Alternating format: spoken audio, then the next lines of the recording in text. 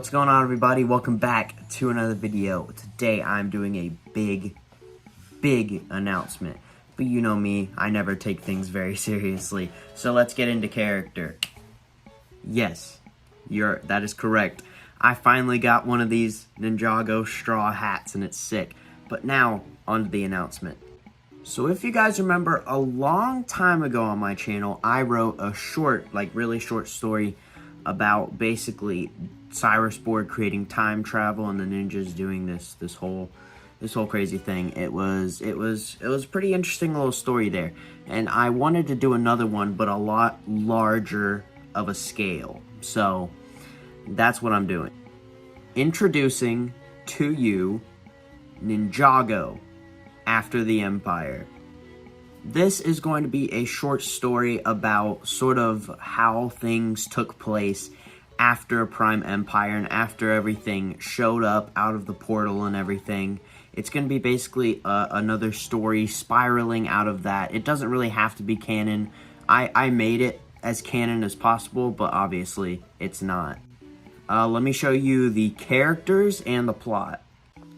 The first character is Scott. Scott will be one of the main characters of this story alongside two other well-known characters to fight a new threat to Ninjago.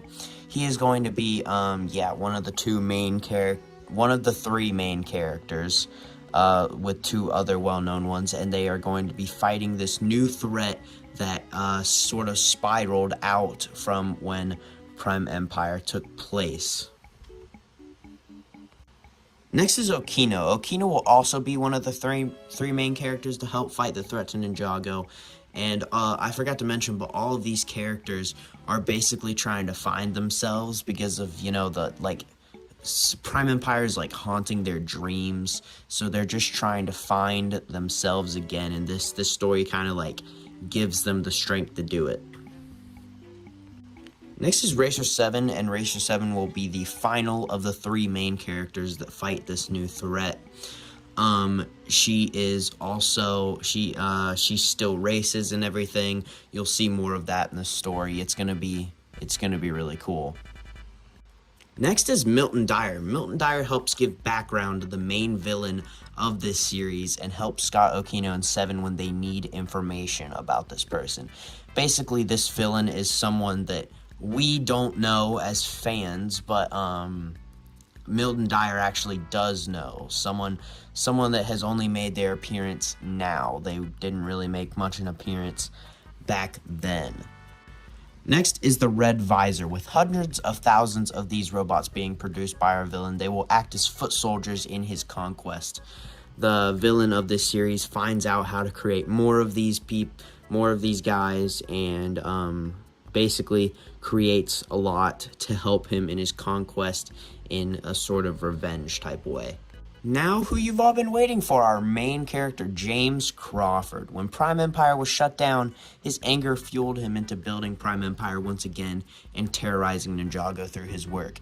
He basically also worked on Prime Empire, did some of the coding, while Milton Dyer did more of the designing. He was also a big creator in Prime Empire, and when it was shut down, James was a lot quicker to anger than Milton Dyer was, and now that he realizes he can create more Red Visors, he is going to have his revenge on Ninjago through those robots.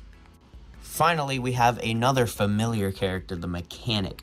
When James Crawford gets worried about Scott, Okino, and Seven trying to stop him, he seeks the help of Unagami's original errand boy. So when James Crawford starts to get worried and starts to get scared about possibly being stopped by Okino, Seven, and Scott, he goes back to this guy because he knows that he can handle him, because the Mechanics fought the ninja before, so he can handle a few other people. Here we have the plot. I'm just going to read it out here. Ninjago begins to be terrorized by Red Visors from the game Prime Empire. But since the ninja are on a mission somewhere else, the only people that can help are Scott, Okino, and Racer 7. They investigate into this madness and discover that the mastermind mastermind behind it is someone who did most of the coding for the original Prime Empire game, and was really mad when the game was shut down. This guy's name was James Crawford, and he wanted to terrorize Ninjago for what they did to his and Milton's game. When James saw Prime Empire come to life, he knew that that was the perfect form of revenge. In this story, you learn more about what happened before and after Prime Empire, and it's going to be awesome. So yeah, pretty crazy plot. So yeah, guys, that is going to be this crazy story that I'm starting to write. I have no release date for this yet. It's not going to be like a chapter thing. I release a chapter every few days. No, I'm going to release the whole thing at once so you guys can listen to the whole thing and not have any cliffhangers. Because like most of you, I hate cliffhangers. So, there you go. That is going to be it. I'm just going to be releasing it as one long form readout of all the chapters on YouTube. So stick out for that. I have no release date for it though. So, there you go. Anyway, guys, that is just about going to do it for this video. Get excited for this. I'm putting a lot of work into it. I have just started writing, and I'm already at 10 pages, 8 chapters. There's some pretty short chapters, but there's going to be a lot of them. So get excited, but I hope you all have an absolutely amazing rest of your day, and I will see you in the next video. Bye!